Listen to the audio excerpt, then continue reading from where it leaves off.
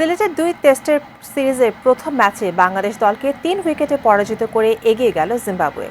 ফলে এগিয়ে থেকে চট্টগ্রামে সিরিজের দ্বিতীয় ও শেষ টেস্ট শুরু করবে জিম্বাবুয়ে। চট্টগ্রামের Birshreshtha flight lieutenant Motiur Rahman cricket stadium থেকে আরও জানিয়েছেন প্রতিনিধি মনিরুল ইসলাম পারভেজ। ২৮ এপ্রিল বাঁচামরার লড়াইয়ে বাংলাদেশ অংশ নেবে, অর্থাৎ ৭ বছর পর চট্টগ্রামে ওনারা এসেছেন যাতে এই টেস্ট ম্যাচটি বাঁচিয়ে নেওয়া যায়। এবং আমরা গতকাল দেখেছি দুই দলই চট্টগ্রামে এসে পৌঁছেছে। যেহেতু ৭ বছর পর সিলেটে বাংলাদেশ দল এই জিম্বাবুয়ের কাছে ৩ উইকেটে হেরেছে এবং মূলত ব্যাটিং ব্যর্থতার কারণেই সেই ম্যাচটি বাংলাদেশ পরাজয় বরণ করে। এবং আমরা বরাবর জানি এই চট্টগ্রামের স্টেডিয়ামটি, অর্থাৎ এখানকার বীরশ্রেষ্ঠ যে মতিউর রহমান যে স্টেডিয়ামটি রয়েছে, এই স্টেডিয়ামটি বরাবরই ব্যাটিং পিচ হয়ে থাকে, অর্থাৎ এখানে প্রচুর ব্যাটসম্যানরা রান পায়।